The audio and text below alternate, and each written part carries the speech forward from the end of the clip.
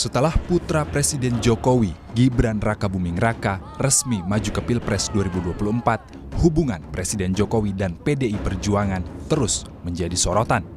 Sejumlah elit PDIP bahkan beberapa kali menyinggung nama Presiden Joko Widodo, mulai dari isu 3 periode, nepotisme, hingga sebutan Pak Lurah.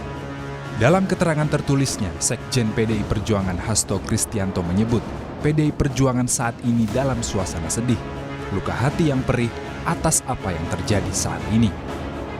Ketika DPP partai bertemu dengan jajaran anak ranting dan ranting sebagai struktur partai paling bawah, banyak yang tidak percaya bahwa ini bisa terjadi. Kami begitu mencintai dan memberikan privilege yang begitu besar kepada Presiden Jokowi dan keluarga. Namun kami ditinggalkan karena masih ada permintaan lain yang berpotensi melanggar peranatan kebaikan dan konstitusi. Pada awalnya kami hanya berdoa agar hal tersebut tidak terjadi, namun ternyata itu benar-benar terjadi. Sebelumnya, Sekjen PDIP Hasto Kristianto juga menyinggung soal kondisi politik di Indonesia yang dinilai sedang diuji dengan lahirnya kembali nepotisme. Hal itu disampaikan Hasto saat membuka pertemuan Council of Asian Liberals and Democrats di sekolah partai PDIP Sabtu 28 Oktober lalu. I asked to him why the uniform different with me. And then he said, this is reflecting his heart that the democracy in Indonesia now in challenge. Yeah.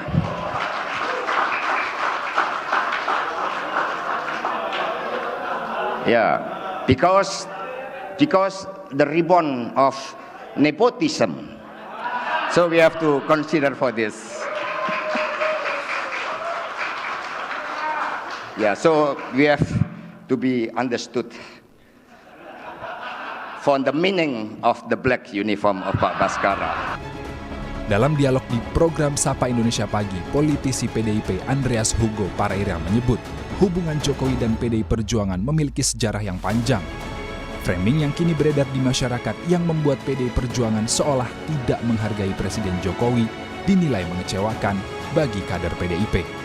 Kalau kita bicara framing, justru kami menjadi korban dari framing-framing yang selama ini dilakukan gitu. Seolah-olah bahasa seperti petugas partai itu adalah menghina. Padahal kita tahu semua banyak bahasa-bahasa yang jauh lebih keras terhadap Pak Jokowi yang dilakukan oleh orang-orang yang adalah dulu lawan beliau, yang sekarang menjadi kawan beliau gitu. Dan itu jauh lebih keras gitu. Framing bagaimana apa yang diungkapkan seperti petugas partai dan yang lain-lain yang sebenarnya hal yang biasa sekali itu menjadi hal yang kemudian diarahkan seolah-olah ya kita menjadi menganggap remeh Pak Jokowi. Tapi sebagai kader PDI Perjuangan ada rasa kecewa, ada rasa malu juga gitu. Karena kami dulu habis-habisan membela yang bersangkutan, tapi kemudian yang terjadi adalah hal seperti ini gitu.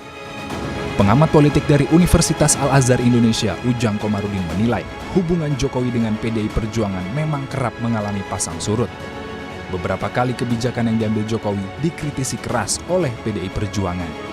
Keputusan Jokowi yang meninggalkan PDI Perjuangan dinilai merupakan keputusan yang berada di luar dugaan PDIP.